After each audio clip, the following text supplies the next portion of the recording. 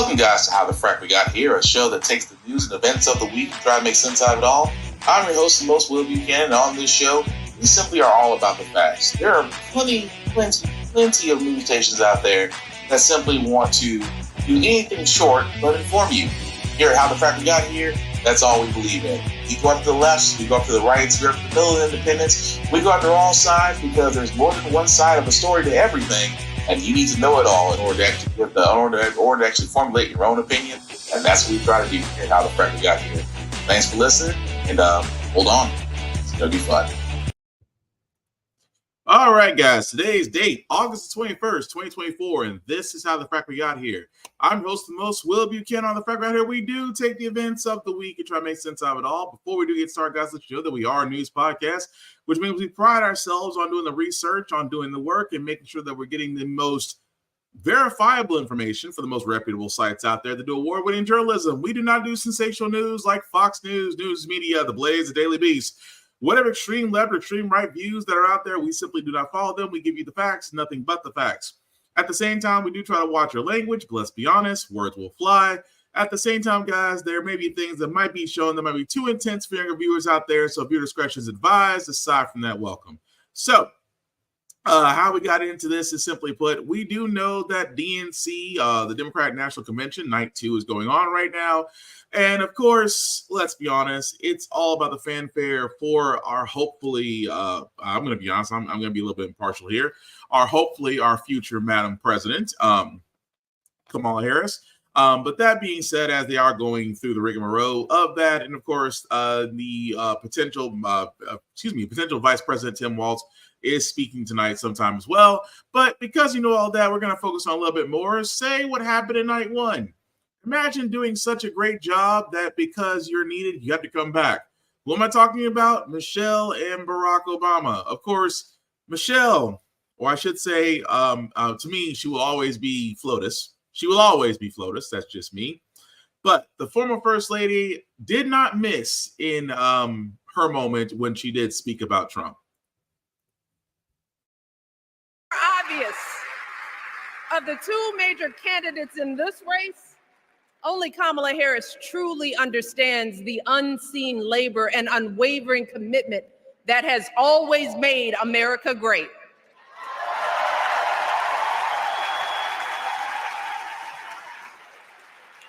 Now, unfortunately, we know what comes next.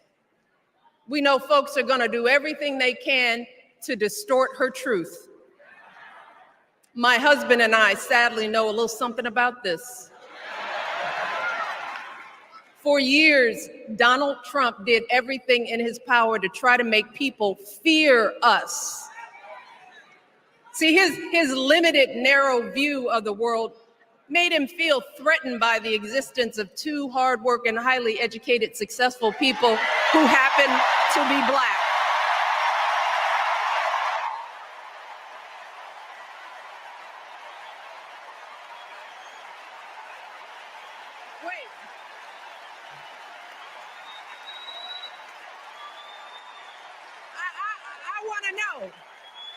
I want to know who's going to tell him that the job he's currently seeking might just be one of those Black jobs.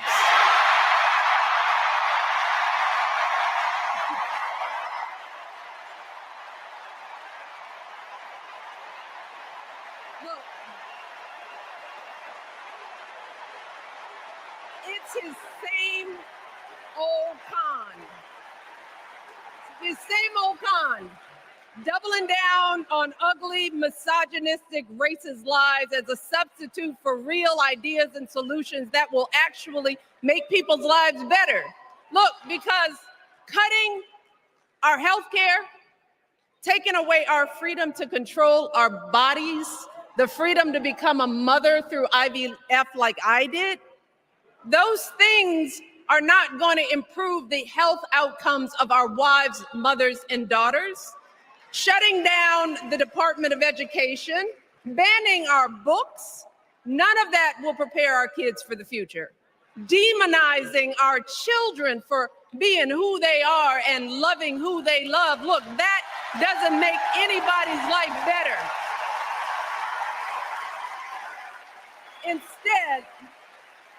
Instead, it only makes us small.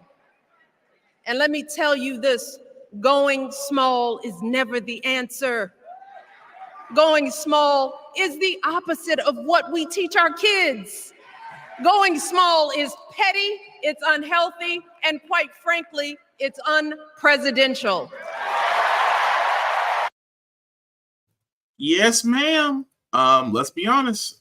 That's the reason. I say this all the time, and I have no problem saying it. Mrs. Obama, Professor Obama, she will say everything that needs to be said, and she says it with emphasis. All I can sit there and say is yes, ma'am. But that's all I can say. I love how she points that out because again, Trump did talk about all the black jobs, and that's come back to haunt him. He has talked mercilessly, because I've said on this podcast, he has talked mercilessly about Barack Obama. I just don't think I don't think he's from here. Where's the certificate? I don't think he's an American. That's what he was doing the whole time.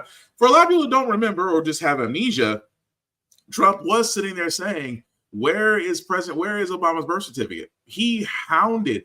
I just think that he's not an American. Because why? Because he's eloquent, he's black, he obviously has had more intelligence than you, and that scares you. Which told me a lot about Trump way before his failed apprentice shows, way before many of his failed businesses, because he's the only businessman that I know that bankrupted a casino. And I will not stop saying that. For such a great businessman, a casino is a foolproof business entity. And yet he bankrupted it, like many of his other businesses. But I digress. Back to the First Lady. She makes a point that we know what's coming next. Because Trump, convicted felon Trump, and J.D. Vance don't have anything negative to say about the Madam Vice President Kamala Harris or Tim Walz. They have nothing to go off of. And trust me, I'm pretty sure their research teams are doing everything they can to find something. So what does Trump do best? Make fun of the names. Do this, make fun of the names, sling mud, say that, all the greatest hits, if you will. J.D. Vance doesn't have a leg to stand on, so he attacks Tim Walz on his valor, saying it's stolen valor. Oh, you served the National Guard, so that's not real Army service or real armed services service. So it's like they have no legs to stand on, ladies and gentlemen, except to attack. So the former First Lady pointed out, what happens next? They're going to attack. But not to be outdone, ladies and gentlemen, because, again, FLOTUS will always go first. And then president, and he's still my president, I'm just going to call it what it is, President Barack Obama also decided to come up and speak a few words. Again, these are two people who have done more for America in 2 terms than most presidents have, given all the unholy hell they had to face. So, again, I'll let Mr. Obama say the words. Who will fight for me? Who's thinking about my future, about my children's future, about our future together? One thing is for certain, Donald Trump is not losing sleep over that question.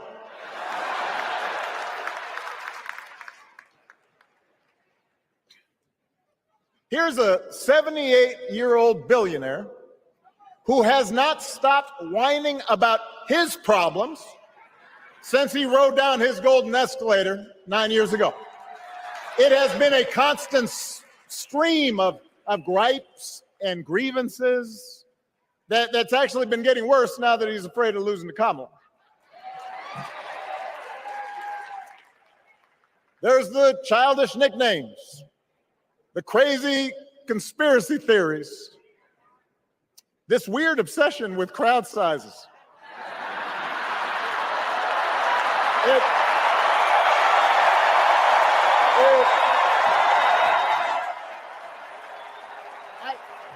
It just goes on and on and on.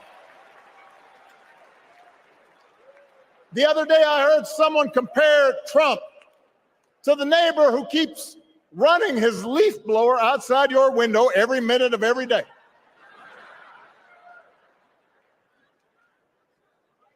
Now, from a neighbor, that's exhausting. From a president, it's just dangerous. The truth is, Donald Trump sees power as nothing more than it means to his ends. He wants the middle class to pay the price for another huge tax cut that would mostly help him and his rich friends. He killed a bipartisan immigration deal written in part by one of the most conservative Republicans in Congress that would have helped secure our southern border, because he thought trying to actually solve the problem would hurt his campaign. He doesn't. Do not boo. Vote.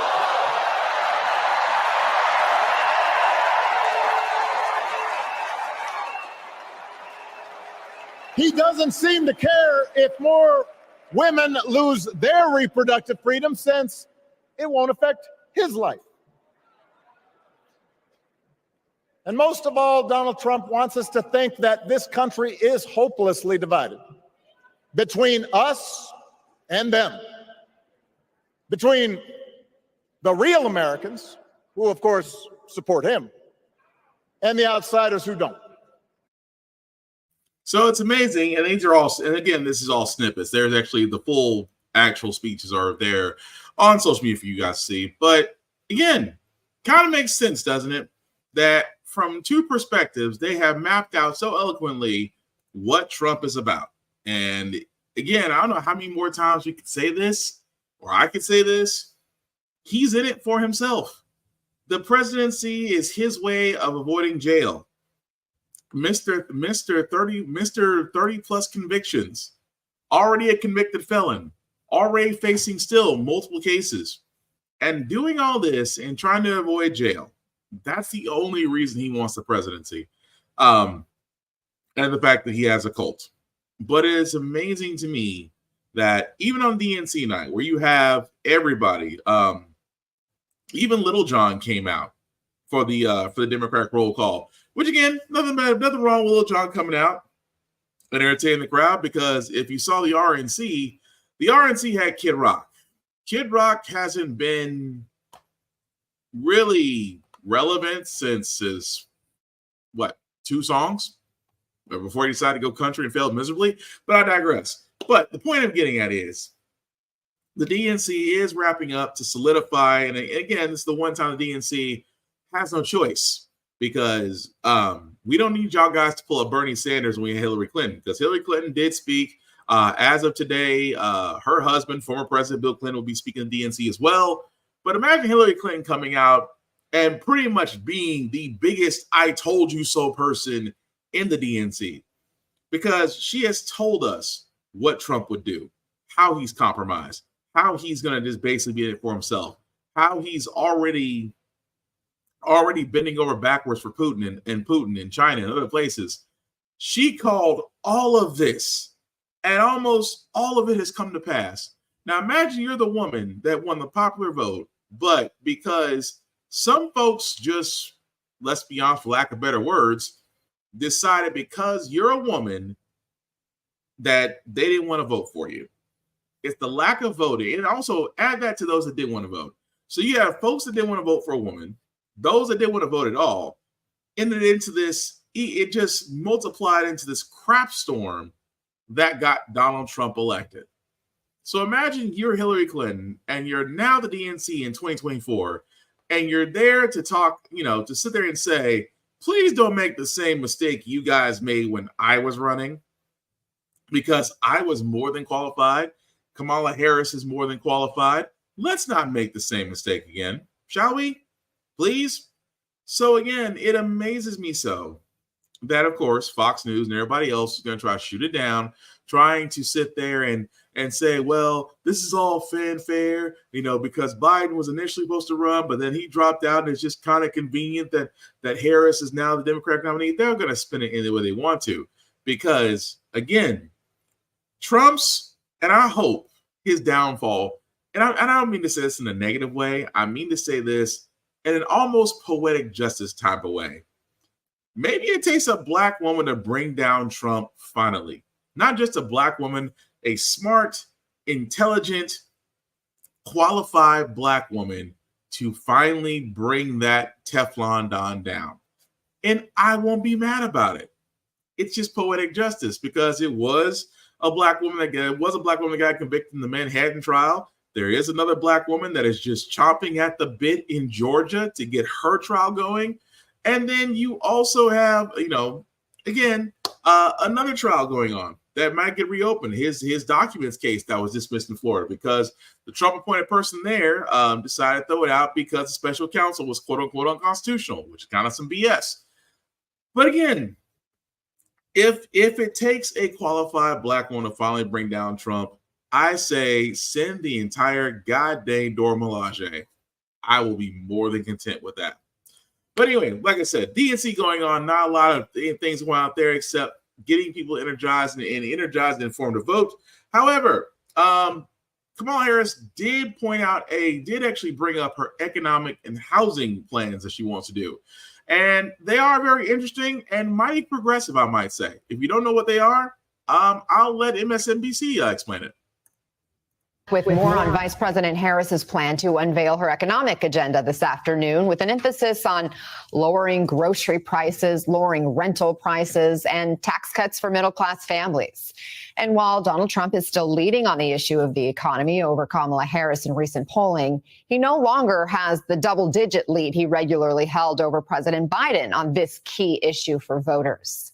NBC News business and data correspondent Brian Chung is here to help break down Harris's economic plans. First, on grocery prices. Brian, we know Harris wants to ban corporate price gouging in the food and the food and grocery industries. How would this work? Yeah, well, again, and the economy is this kind of big nebulous idea, but what we're really dealing with right now is inflation, and where are people noticing that the most? At the grocery store. So the Harris plan really started off with some talking points about what they want to do on price gouging. They're basically taking aim at companies that they allege have been unduly raising prices to increase their margins. And indeed, profitability at a number of companies has indeed increased. So what she's proposing here is giving a little bit more power to the Federal Trade Commission, the FTC, in addition to state attorneys general, to investigate any sort of allegations of price gouging and impose strict new penalties on companies that are found out to do so. She also wants to scrutinize mergers and acquisitions. And I should point out, there's a big one in the works already. Kroger and Albertsons,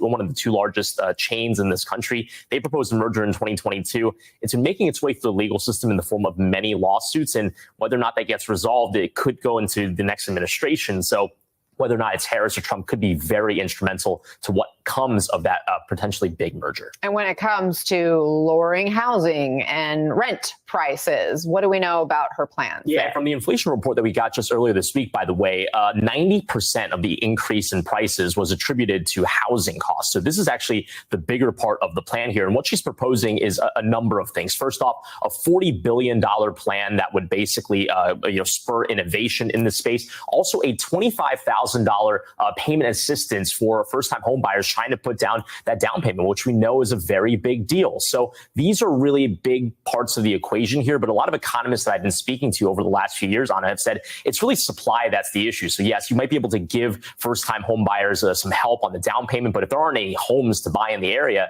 that's going to be a problem. She hopes that this $40 billion fund, in addition to things like encouraging people to build starter homes for first-time buyers through tax incentives, that would increase the supply. She's aiming at 3 million new housing units over her administration. That's a pretty lofty and ambitious goal. And Brian, talk to us about the tax cuts she's proposing for middle-class families. Who exactly stands to benefit, and how much of a relief could they expect? Yeah, well, her proposal, as outlined today, would really take aim at families. And she's basically saying, all right, we'll bring back the expanded child tax credit, which Americans got a little bit of a sampling of in 2021. It expired in 2022.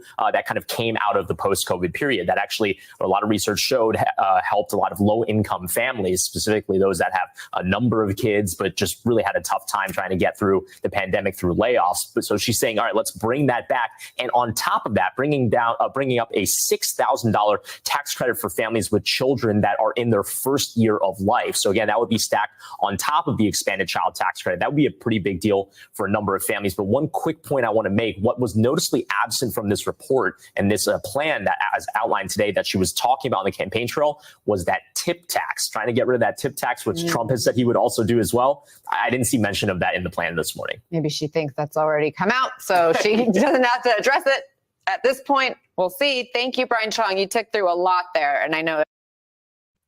Okay, so again, I like the fact of how progressive, and I said it, guys, and I mean this wholeheartedly.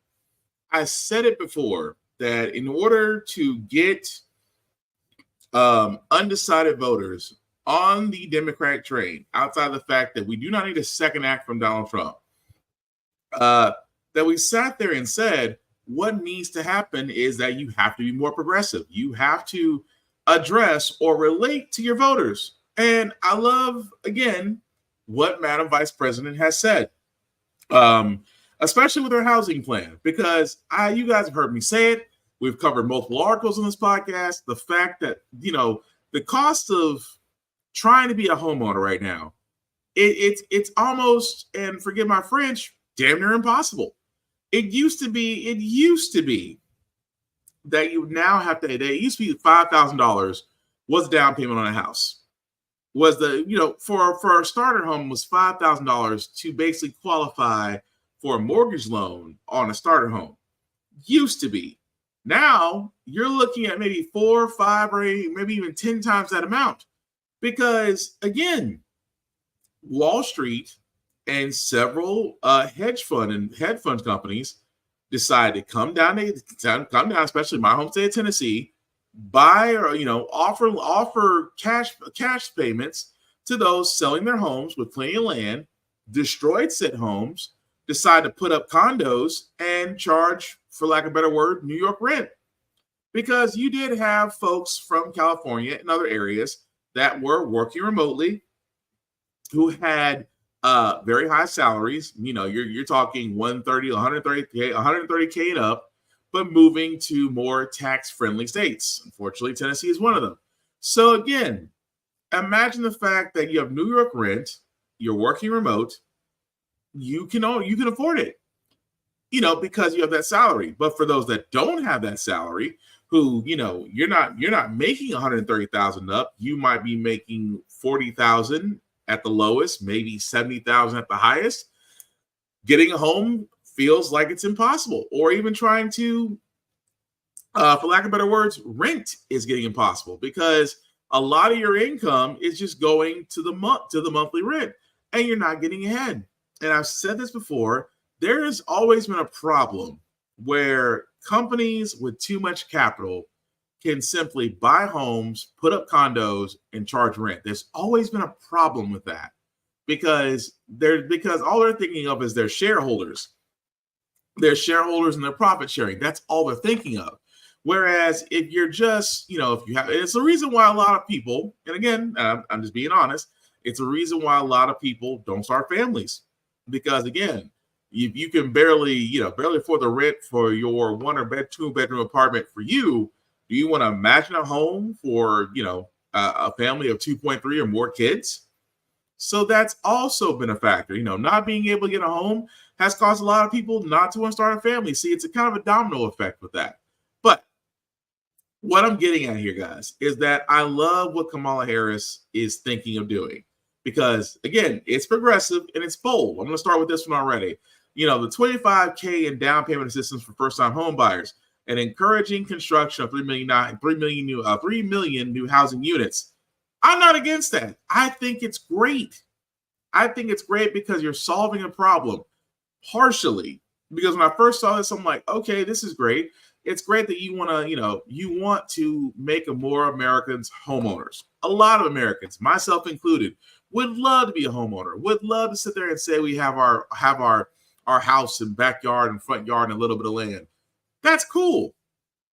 and the fact that you're encouraging construction of 3 million new housing units, that means that bill has got to be able to sustain that. Now, again, if Harris does have a more Democratic friendly Senate and House of Representatives, I see this passed, no problem. But this is the part I'm getting at, guys, when I say it's progressive, because again, it's one of those things that Biden could have pushed through, and I'm not mad that he didn't. Okay. He started off progressive, and then you had Sinema and you had Manchin, who were basically being dicks. There was no way around that. Unfortunately, there wasn't, because you had those that were just not going to go well. But he did what he could. Now with Harris, I want her. It's my hope that she stays progressive. This is a progressive thing. Much like, again, going back to what she said. And I'm sorry. There we go. So, I mean, much like what she said, tax cuts for middle class families, frontline workers. Again, you're trying to bring back the tax cuts that were put back in place during the Clinton administration. Nothing wrong with that, because tax breaks were there for the middle class, while the top tier and the rich and the corporate. I want to say the corporate rate at the time was at least 40%, maybe almost 60 in the 90s. Let's just be safe and say that it was at least 60%. So corporate tax rate was at least 60%. You had multiple tax breaks for middle class families. It was actually a booming economy at that time. So that's what Harris wants to bring back. Again, no problem with that, because when the middle class and lower class thrive, and the corporate people, where the corporations and rich people are paying at least 60% in corporate tax, America thrives. Don't believe me? There's a whole history behind it. And then she goes, first ever federal ban on corporate price gouging for food and groceries. I'll take that one step further. How about we introduce the same type of regulations, food regulations, that the FDA has overseas, make them here in the U.S.? I'm just saying, it might change some things about the way we eat, because, again, what the FDA allows in our food here in the U.S. is completely different overseas. But, again, corporate price gouging for food and groceries. There is price gouging. A lot of people don't believe there is price gouging, but there is. You want to know why?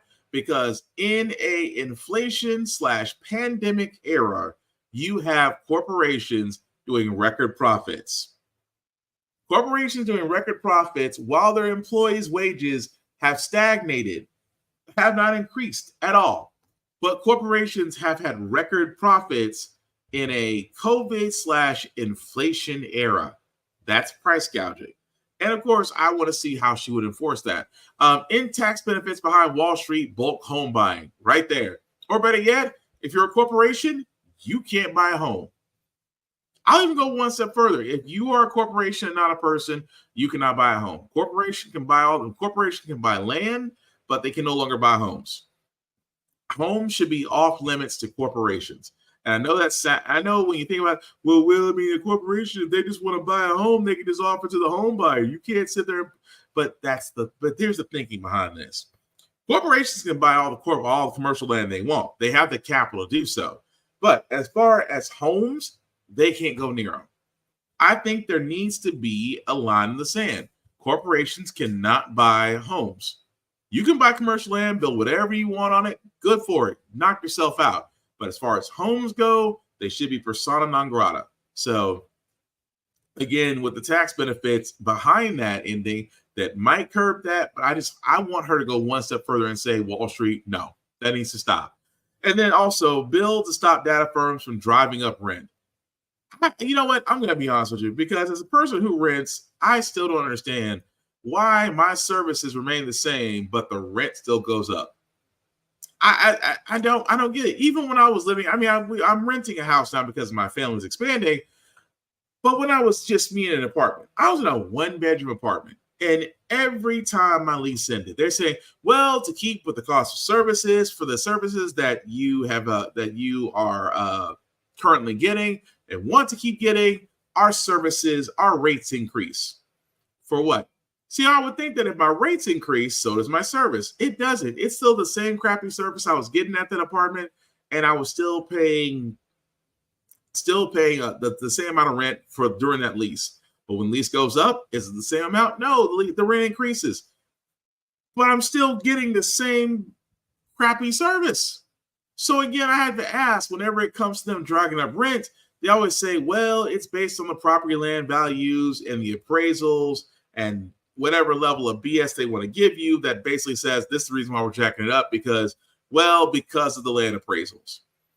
That mess needs to stop immediately. And I think for the simple fact of the matter is we can get that. But like I said, come on. I mean, it was interesting. Excuse me. That it was said by Representative Crawford yesterday, I guess at DNC Day 1, where she said, what's great and all that we want to push Kamala Harris forward, but we need to give her a Congress that'll work with her. Because let's be honest, with a barely margin in the Senate and the Republicans taking the House, if this moves forward, Kamala Harris is going to run into the same problem Barack Obama did his second term. Because his first term, he had an entire House and Senate basically against him. When Mitch McConnell sat there and said on the day of his inauguration, he sat there and said, our goal is to make Barack Obama a one-term president. Imagine that. Imagine at the time, the Senate Majority Leader pretty much telling you, hey, you're president and we're going to make sure you can't do shit. So imagine what would happen if Kamala Harris became Madam President. And again, she faced a Senate and a House that was for a party opposite her. Yeah, won't get a lot done. So it makes sense that, yes, you do want to vote for Kamala Harris, and that's completely fine. But at the same time, guys, midterms, I'm just saying, for the love of God, and I say this with all the care in the world, we do need to give her a Congress going to work with her. And it would be nice not to see Marjorie Taylor Greene in office anymore. Well, nice to see a lot of them not in office anymore, but I digress. Anyway, moving right along with our news that we got, guys. Not sure how I feel about this one because Thomas Lane, the gentleman right there, was one of the former Minneapolis police officers that held down, or I should say murdered George Floyd. He was the one that was actually holding the legs of Mr. Floyd. Well, unfortunately, that man is released from prison today. The reason being is because he accepted a plea deal, which actually reduced his sentence. He only actually served so far, out of a 6-year sentence, he actually served 4. He would have actually had more time, but actually took a plea deal that reduced his sentence, and now he's free. I don't know how I feel about that because, again, a lot of people are going, well, Derek Chauvin is still in there, and he was the main person. No, I don't accept that. The reason why I don't accept that because him, Derek Chauvin, Alexander Craig, and Tim, I can't remember the other guy, but 4 guys. All of them had a part in holding George Floyd down, and again, eventually murdering him. The thing that gets me is that I don't feel like that person served enough time. Because here's my thing. You're a police officer, okay? In the line of duty, you are trained to serve and protect. You are given non-lethal and lethal weapons. You were supposed to be given training, but as you heard me say many times in this podcast, you train longer to be an electrician, a plumber, a nail technician, and all the above. But again, I have yet to have one person come back and tell me I'm wrong, especially here in Tennessee, because I say it all the time. You guys, police academy, you spend about 6 months, and after 6 months, you're out there protecting and serving. It's not enough time, and you're not trained enough. But at the same time, you're trained to kill. But imagine you taking the life of someone unnecessarily, getting only 6 years, serving 4, and now you're out. I'm sorry, it just never sat well with me that, even though he held down the legs, he only got 6 years. So you're telling me if you murder a person in the line of duty, all of a sudden it's like, oh, well, it's 6 years. You just got to ride it out. It doesn't sit well with me. At the same time, yes, Derek Chauvin's still in prison. Somebody stabbed him, and yet, let's be honest, he's still alive. But again, it's like, how is it that you can assist in the murder of a black man, serve a little bit of time, take a plea deal, and you're out? I'm sorry, that does not sit well with me. But again, I digress because that goes into the whole thing as far as justice. And it's just like when police officers do kill people of color, are they really getting the time that they should be getting, or the fact that they are police officers is being taken into consideration? You be the judge. But moving right along, guys, this story, which again, I'm surprised about, a UPS driver overheats and wrecks. And I was like, didn't you guys just get a contract that says you should be getting air-conditioned trucks? This is the moment a UPS driver passed out behind the wheel and veered off a highway in North Texas. Eventually slamming into a tree. The driver's Teamsters local union blamed the heat. The driver was transported to a hospital and has since been released. UPS says it's investigating the cause of the crash along with local authorities, adding that they care, quote, deeply about the safety and well-being of the driver. UPS has got to take responsibility for this and shut these drivers down. They've got to be responsible for frankly, for the safety of the driver, along with the general public. Last year, UPS agreed that all vans purchased after January 1st would include air conditioning. The union said the vehicle in this case did not. So each door open, you're going 60 miles an hour down the road. That's your only AC in those trucks. It reaches 150, 160 degrees in the back, and you can't touch surfaces in the back of that truck without burning your hands. UPS said in a statement that it provides drivers with specialized cooling gear and access to ice and water, and they're encouraged to cool down anytime they need. The union says the driver called for assistance after experiencing heat-related symptoms, but the company asked him to drive himself in. When reached for comment regarding the union's claims and whether the truck had air conditioning, UPS said it's conducting a thorough investigation of the incident and have nothing further to add at this time. So it makes city sense. Let me get this right. So we did cover this last year that UPS drivers going on strike because this time July of last year, where UPS drivers were threatening to quit because right now they were threatening to quit, say we're walking off the job because we can't do these these metal boxes that you call delivery vans that don't have any AC, that we have to leave the doors open, and that we're under pressure to get these boxes out at a standard time. It's enough, especially in the heat, to where a person can have heat stroke, pass out, or worse. Now, again, you have a UPS again, another driver who was having heat issues, who passes out and wrecks. It could have been way worse, but the driver, from what I understand, the driver is okay, some cuts and bruises. But at the same time, the UPS is like, a lot of people are scratching their heads and going, wait a minute, shouldn't you guys have air-conditioned trucks by now? Of course, UPS said we're conducting a thorough investigation of the incident. The driver was having heat-related issues, and he was told to drive himself in. Now, for all those that are, if you're thankfully in a spot that actually has normal weather, but I know for the rest of us, I live in the South, so that's pretty much God's hot plate. The heat and humidity are no joke. At the same time, those are metal boxes. Those are light metal boxes with no AC that might as well be the inside of an oven. So anywhere in the back of that truck could be anywhere over 100 plus degrees. At the same time, you've been given cooling equipment. Well, what kind of cooling equipment? Because apparently it wasn't enough to keep this man cool. And, they always say, well, they always have water, and we tell our drivers, frequent breaks. Really? It's hard to believe that, because much like Amazon drivers, FedEx, UPS, DHL, and other logistical companies put their drivers under major pressure to get packages out on time. If you thought Amazon was bad, try UPS. If you're a UPS employee that's hearing this podcast or watching it, tell me I'm wrong. If you're a FedEx employee, or if you're a FedEx driver, please tell me I'm wrong, because my understanding is these drivers are put under exceptional pressure to get their runs done in a timely manner for their customers. So you know what that means? It's amazing how they sit there and say, please take care of yourselves, but make sure the customer's taken care of. How very Amazon of you. So yes, the UPS is going to be under hot water for this, because where are the air-conditioned trucks that you guys agreed to in the collaborative, in the CBA? Because if you haven't done that, well, looks like UPS may actually be striking again. I'm just saying. But We'll follow it up as it goes along, but yeah, UPS has definitely got some explaining to do as to why they do not have air-conditioned trucks.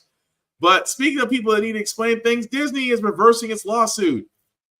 Remember the lawsuit? We talked about this last week, where the widow of their significant other that actually died due to allergy-related issues from the meal they had at a Disney resort tried to actually bring a lawsuit with Disney, but Disney said, "Hold up.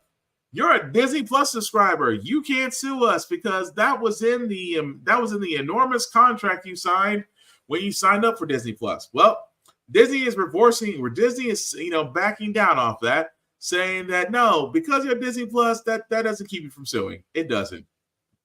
And the reason why I bring this up is because Disney had to backtrack. Because I love how they there and said, at Disney, we strive to put humanity above all other considerations. Disney, don't you have some theme park workers that are going on strike right now? And you want to go with that statement? We put humanity above all other considerations. And they always, I love it. They said this was a quote they had, by the way. With such unique circumstances as the one in this case, we believe that this situation warrants a sensitive approach to expedited resolution for the family who have experienced such a painful loss. Sounds like Disney is basically trying to save face. And if you're trying to save face, okay, cool. But let's be honest. Y'all know y'all effed up. Oh, well, you're a Disney Plus subscriber. You can't sue. But at the same time, you're saying that, no, we're not going to say it now because that could come back. That could come back on us. And with facing this lawsuit, with facing a potential worker strike, I don't think the mouse can take any more hits. Plenty of money, sure.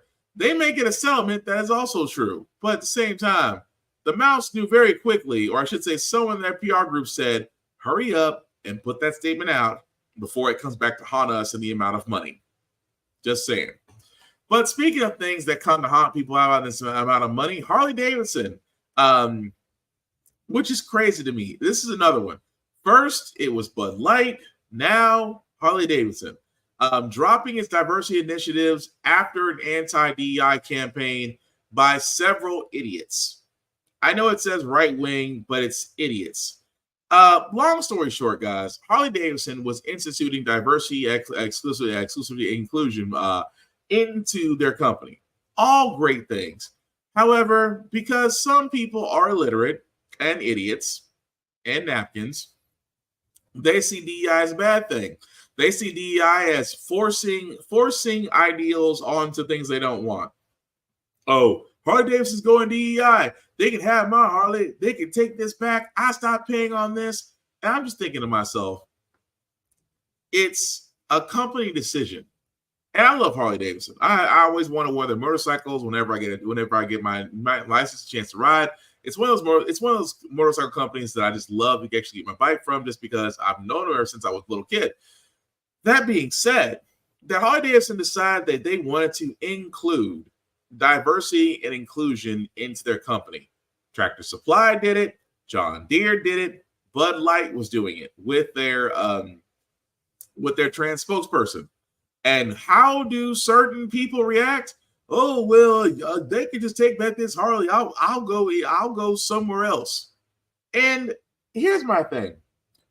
If you already paid for your bike or whatever Harley Davidson items that you have, number one, burning them is not a sign of patriotism. That's a sign of stupidity. They've already gotten your money from what you burned or purchased. So it makes no sense to go ahead and say, I am protesting by burning what I've already purchased. Yeah, that's kind of on the stupid side. But what is that saying? Because this is the problem when you have Trump and others that attack DEI like a forced inclusion. Like you have to force people. You have to force things upon people to make them understand, which they didn't. Tractor Supply tried to do it in a nice way. John Deere tried to do it in a nice way.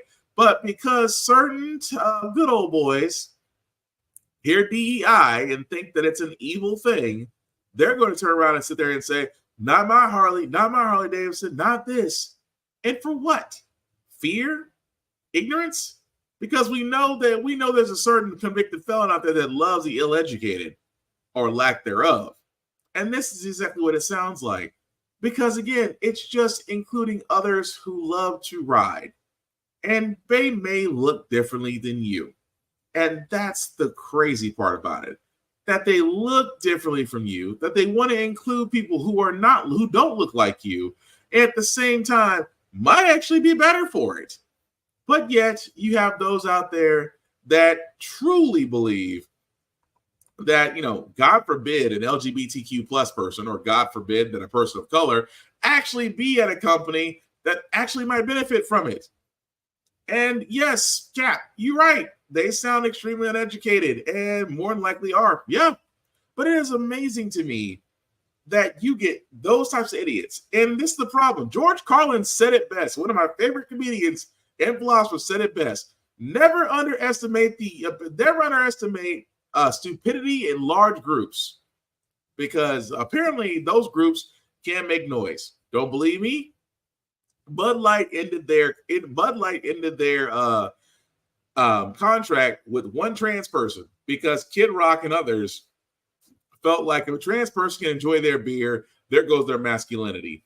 Tractor Supply and John Deere ended their diversity inclusion programs because farmers did not want to be associated with people of color or LGBTQ plus people. And now you have Harley Davidson. Harley Davidson wanted to include LGBTQ plus programs, and those that ride felt like assless chaps may be a problem because, again, insecurity. And yep, Cap, you're right. George hasn't been wrong yet. He hasn't. But it's not surprising that we cannot simply have DEI because, much like CRT, much like American history, folks get it wrong or are misinformed. And because of the fact that there are enough of them, companies don't want to take the hit. Companies would rather deal with napkins than receive backlash from those that don't look like napkins. Tell me I'm wrong. But move right along, guys. My old company, Boeing, may be in trouble, but then again, Boeing's always been in trouble with their planes. It's just now coming to light that we're not taking it anymore. Boeing tonight, the FAA ordering new inspections on Boeing 787 jets after that sudden plunge. They now say the captain's seat slipped during the flight, bumping into the autopilot, disengaging the system, causing the plane to rapidly descend. Here tonight, Trevor Ault. Tonight, the FAA ordering new safety inspections on Boeing 787 jets after a string of concerning incidents, including these terrifying moments aboard a LATAM Airlines flight from Australia to New Zealand in March. The FAA now saying an uncommanded movement of the captain's seat caused the control column input to disconnect the autopilot, resulting in a rapid descent, sending passengers and crew flying to the ceiling, more than a dozen injured. I saw cut heads, a few neck braces being applied, people being patched up with cuts and bruises. The FAA says they've since received 4 additional reports of similar incidents, now requiring inspections of the captain's and first officer's seats. The switch is the one that controls the electric seat for the captain. If it runs away, it's not going to cause the airplane to crash, but it will cause a problem in pushing the captain against the yoke and causing maybe a sudden loss of altitude. And David, the FAA says these inspections will impact 158 planes nationwide, and it comes as Boeing is grounding a test fleet of a new plane, the 777X, after post-flight inspections found a failure in a part that holds the engines in place. So Boeing says they're going to be replacing that part, then they'll resume testing when they're ready. Here's an idea. How about Boeing just stop making planes altogether? Just saying. Look, this is a little story time. I used to actually work for a help desk that supported Boeing engineers. I can talk about it now because I'm no longer working there. But when I tell you the Boeing engineers who are on these planes, we were told, and again, for all those that work with me in that department, I won't name, at that place, I won't name. You can tell me if I'm right or wrong because I know you're watching. But we were told that the Boeing engineers at the time, don't talk to them about the planes. Don't ask them how it's going, that they're under strict deadlines. Help them out with their IT problem. That's it. But this is just the tip of the iceberg. Boeing, this is the same company whose plane, they had a plane about, 2 months ago, to where the emergency door came off mid-flight, which thankfully nobody was sitting next to that emergency door, because if they did, they would have been sucked out.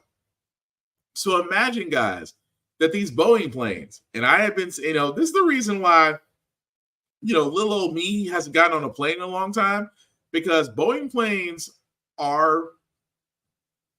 they're a toss-up. They really are.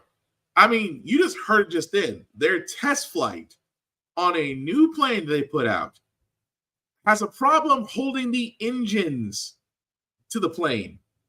I'm sorry, what?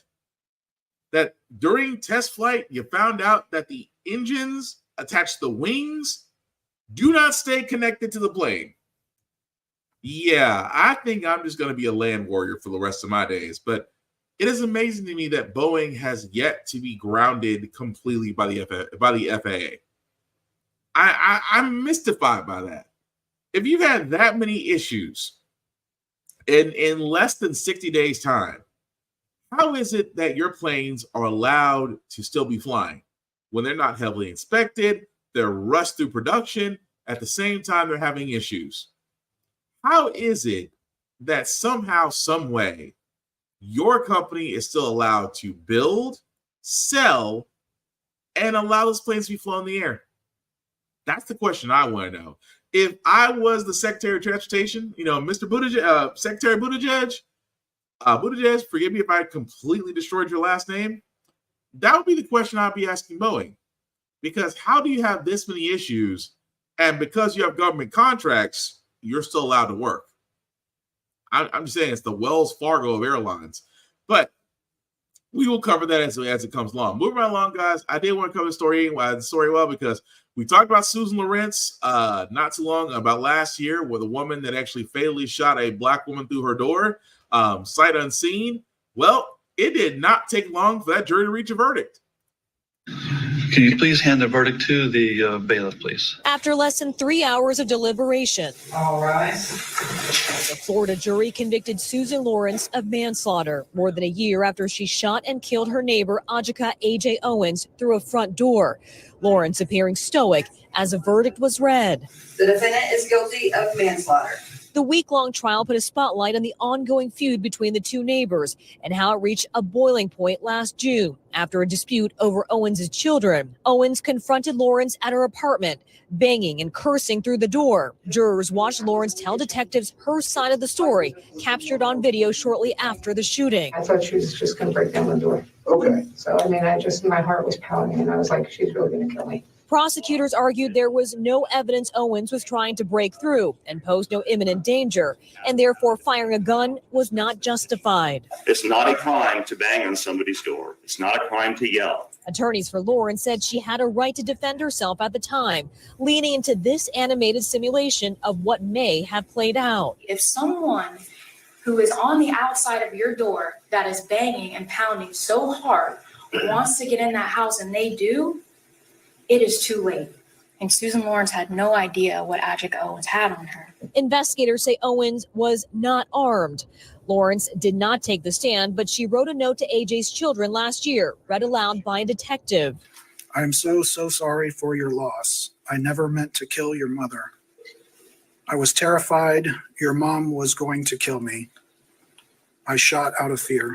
Family and friends of A.J. Owens appeared in court each day and broke down in tears after hearing the verdict. Oh, God, thank you, Jesus. And outside the courtroom, a moment of reflection after a painful journey toward justice. If you had an opportunity to say something to Susan right now, what would you tell her? No words for Susan Lawrence. Her mom asking the community to keep A.J.'s children in their prayers. I find some peace with that verdict. I feel that although my daughter is gone forever, the children's mom is gone forever, but we've achieved some justice for Ajika. My heart is a little lighter, and we're now on the path of true healing. Lawrence will now remain in the Marion County Jail without bond. Her sentencing is scheduled for a later date. She could be looking at up to 30 years in prison. Well, like I said, that didn't take long at all. Being convicted of manslaughter, this is the woman that, again, said she feared for her life, yet couldn't see the person, fired through the door, and yet killed Mrs. Owens. and yet had to have a detective turn around and sit there and read her apology to now her children. Do you have any words for Mrs. Lawrence? Yes. May you spend the rest of your life in fear wherever you're going. Just saying. Because again, you do deserve it. But at least there is some justice in that. It's amazing how they always look old and disheveled when they're in there. But, I feared for my life. I thought she was going to kill me. But all she did was knock on the door.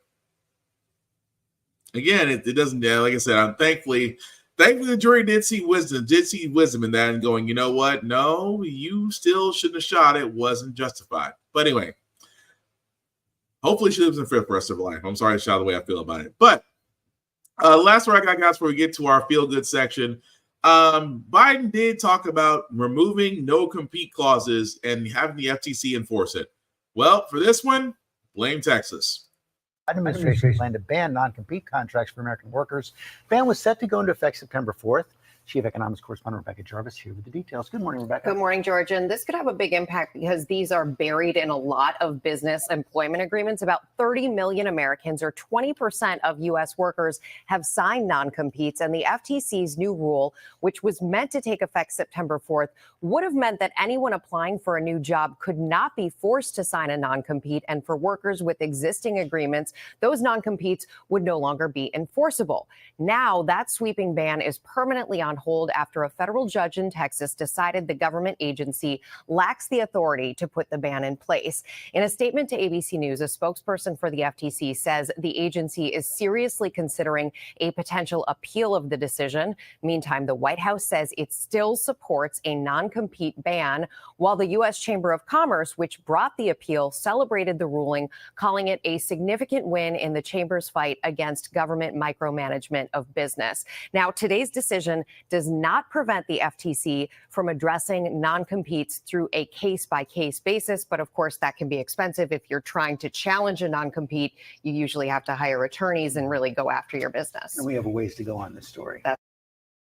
So here's the problem with non-competes. Yes, non-competes are a way of basically hindering you.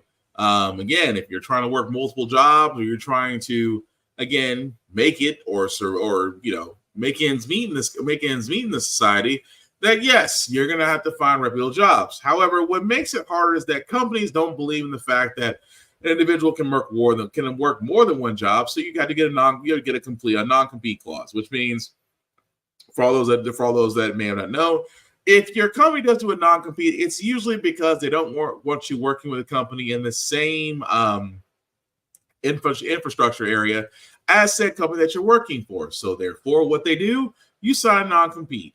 Now, here's the problem with that. Non-competes have held a lot of people back in actually getting the jobs or getting the income they need from said jobs. So, of course, Biden looked at it and said, non-competes are stupid. Let's get rid of them. Everybody agreed, except corporations. And yet somehow a federal judge in Texas decided that the FTC does not have the ability to enforce this, which goes back to the courts. I think it's stupid. I think non-competes have done nothing more than be in the way of everyone else that is simply trying to get ahead. So therefore, it makes sense. It makes complete sense to ban them because again, non-competes have not led to anything positive. They've just been for what corporations can use to hold people in certain areas. In the same sense, where right to work and a right to work state has nothing to do with right to work, it just gives companies the ability to hire you and fire you as they see fit.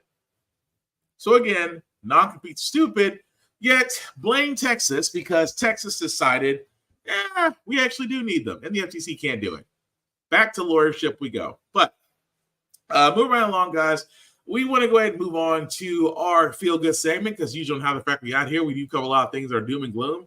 Sometimes make use of faith in humanity, but hey, it's Wednesday. Today's hump day, which tomorrow leads to our pre-Friday, which is Thursday. We will leave you guys out some good vibrations, and hopefully this next story about teachers does exactly that. Back now with our play of the day and one teacher who is changing up the lesson plan for his elementary school students. And Larry, you're back with this. I love this story. I love Mr. C. That's what his kids call him. And we're pretty sure that the C stands for creativity because we want you to check out his take on evaporation, sung to the tune of Taylor Swift's Blank Space. Hot sun shines down and hovers. Here's where it gets insane. Turns into Mr. C teaches at Hanover Elementary and works with special ed students. He says he writes the new lyrics and actually hires a singer to add the vocals, because, well, he knows his limits. How about a little math lesson now, set to NSYNC's Bye Bye Bye.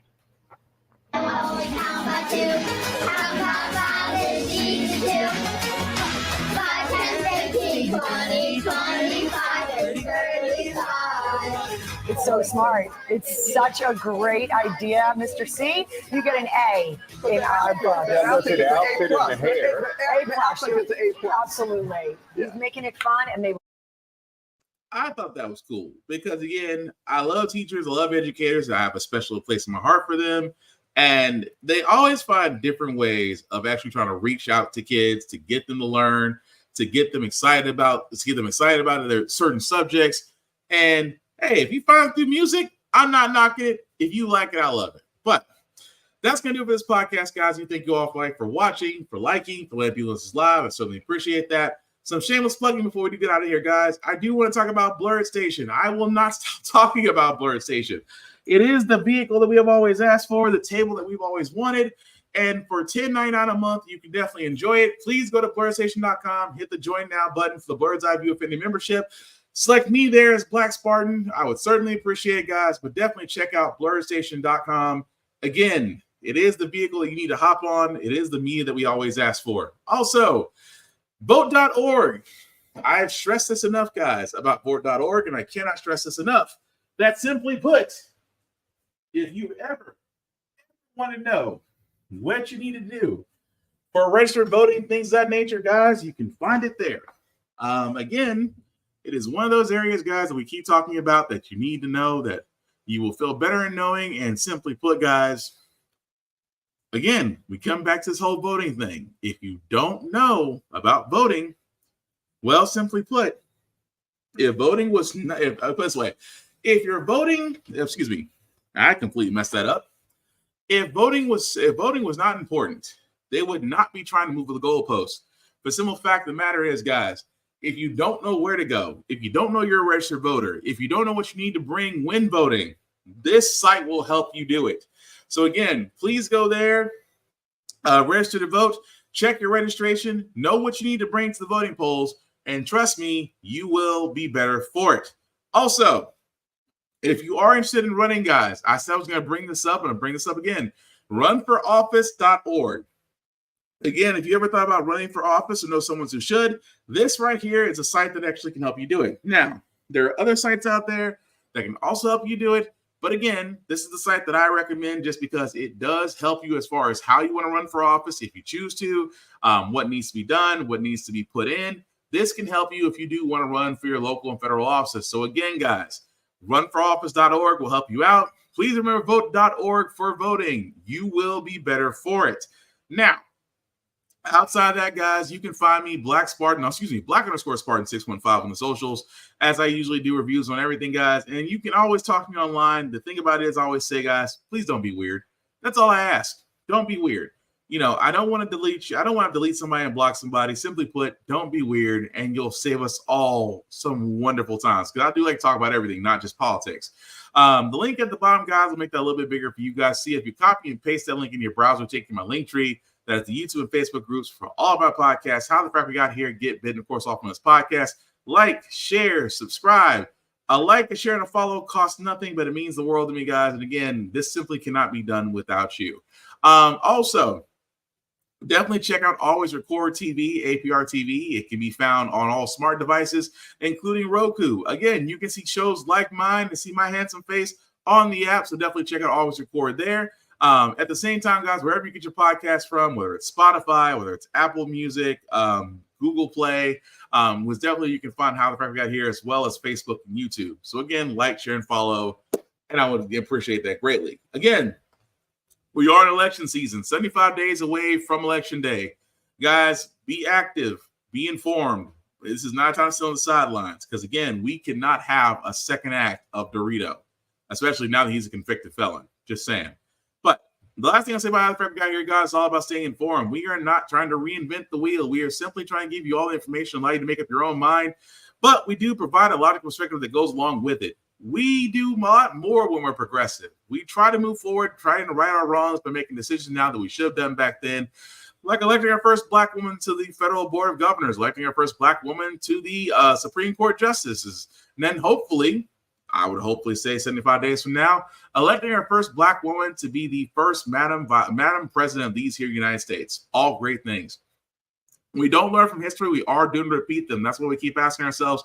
Why does everything go about our paycheck? Why are we electing different politicians to still the same old game in Congress? And most importantly, how the frack we got here. Thank you all for watching, guys. Please take care of yourselves and each other. And I promise we'll get through this. Peace.